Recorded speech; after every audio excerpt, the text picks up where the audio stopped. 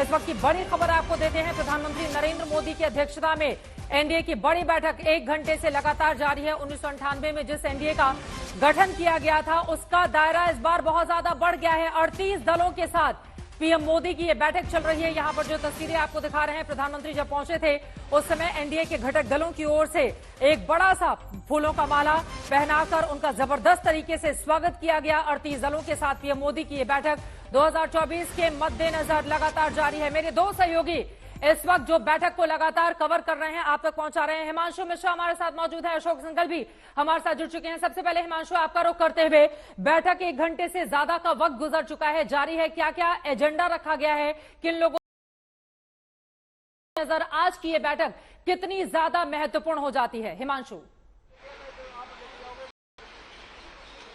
देखिए चित्रा, बहुत महत्वपूर्ण है ये बैठक, क्योंकि ये बैठक तब हो रही है जब विपक्षी दलों की बैठक हो चुकी है। उन्होंने अपना नए गठबंधन का नाम दे दिया है इंडिया, और उन्होंने ये कहा है इंडिया वर्सेस एनडीए होगा 2024 में। ऐसे में ये जो 38 दल जुटे हैं, ये चाहते हैं 2024 में एक बार फिर से भारतीय जनता पार्टी के नेतृत्व में जो है वो सरकार बने और सरकार की कमान प्रधानमंत्री नरेंद्र मोदी के हाथ में हो। और इसीलिए ये सब जुटे हैं। अपने गिले शिकवे भी दूर किए हैं कुछ दलों ने जो पिछले 1 हफ्ते में आए हैं एनडीए के नए फोल्ड में। वो भी यही कह रहे हैं कि हम एनडीए के साथ हैं, अब छोड़ के नहीं जाएंगे। सुबह मैंने बात की थी ओम प्रकाश राजभर से, उनसे कहा कि आप तो 19 में छोड़ के चले गए थे, 22 में आपने समाजवादी पार्टी के साथ चुनाव। उन्होंने कहा देखिए जो हुआ हुआ, अब भूल जाइए, अब हम गरीब और जो है गरीबों की लड़ाई लड़ने के लिए आए हैं यहाँ पर, और गरीबों की सही लड़ाई जो है वो प्रधानमंत्री नरेंद्र मोदी लड़ रहे हैं। यही बात संजय निषाद कहते हैं, यही बात पशुपति पारस कहते हैं। लेकिन पशुपति पारस ये बात जरूर कहते हैं कि अगर चिराग आए हैं तो वो एनडीए में आए हैं, उसके साथ उनका कोई संबंध नहीं है, और दोनों दल एक हो चुके हैं। बीजेपी की कोशिश है कि दोनों दल एक होकर चुनाव लड़े, लेकिन पशुपति पारस इस बात को नकार चुके हैं। उन्होंने कहा कि अब उनका दल जो है वो अलग है, और दल के साथ साथ दिल टूटा था, इसलिए अब कोई किसी भी तरीके का तालमेल नहीं होगा। लेकिन बहुत से दल यहाँ पर ऐसे हैं जो अपनी अपनी जमीनें तलाश रहे हैं, और वो चाहते हैं कि 2024 में जब लोकसभा चुनाव हो तो उनको ज्यादा से ज्यादा सीटें जो है वो मिले,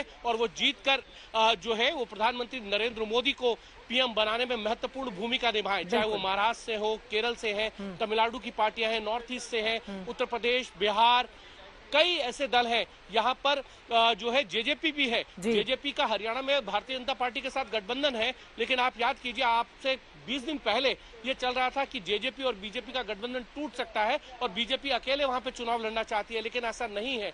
अभी भी भारतीय जनता पार्टी को ये लगता है कि अगर विपक्षी एक है तो उनके खिलाफ हमको अपनी ताकत दिखानी है। तो ऐसे में 38 दलों का दम उन्होंने यहाँ पर दिखाया है, और अब ये माना जा रहा है कि 2024 में किस तरीके की रणनीति की जाए उसको लेकर एक प्रस्ताव भी जो है वो पास किया जाए। अशोक सिंघल भी हमारे साथ जुड़े हुए हैं, सीधे उनका हम रुख करेंगे। अशोक, सुबह सुबह आपने चिराग पासवान से बातचीत की है और जिस तरह से वो खुश नजर आए, ऐसा लग रहा है कि एनडीए का चिराग में इस तरह से वापस आना बिहार के लिए यकीनन एक गुड न्यूज हो सकता है एनडीए के तमाम घटक दलों के लिए। लेकिन बड़ा सवाल है, 38 दलों में से ज्यादातर दल ऐसे भी हैं जिनका लोकसभा में कोई वजूद नहीं है। ऐसे में इन दलों के साथ गठबंधन करके आगे 2024 की लड़ाई लड़ना, ये बीजेपी के लिए कितना ज्यादा चुनौतीपूर्ण हो जाता है? अशोक।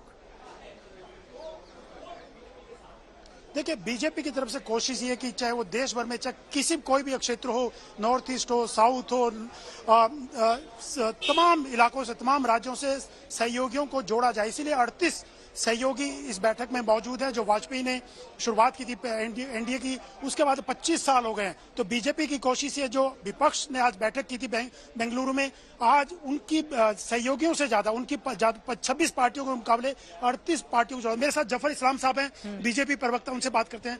जफर साहब, एक तरफ विपक्ष की बैठक हो रही है, एक तरफ हुई आज, और दूसरी तरफ एनडीए की बैठक, क्या मैसेज देने की कोशिश है, क्या काउंटर करने की कोशिश है कि आपके पास 26 पार्टियां हैं तो हमारे पास 38 पार्टियां हैं? देखिए, अभी एनडीए की मीटिंग चल रही है, जैसा आपने कहा 38 लोग हैं, 38 पार्टियां हैं जिनकी मीटिंग अभी चल रही है।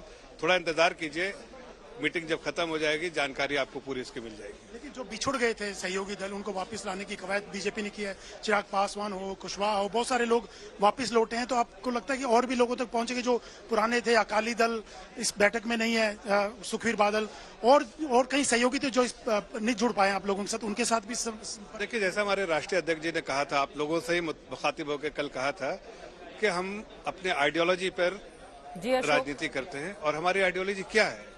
हमारा गवर्नेंस मॉडल है जो एक आम नागरिक को मजबूत बनाना, देश हित में और देशवासियों के हित में काम करना।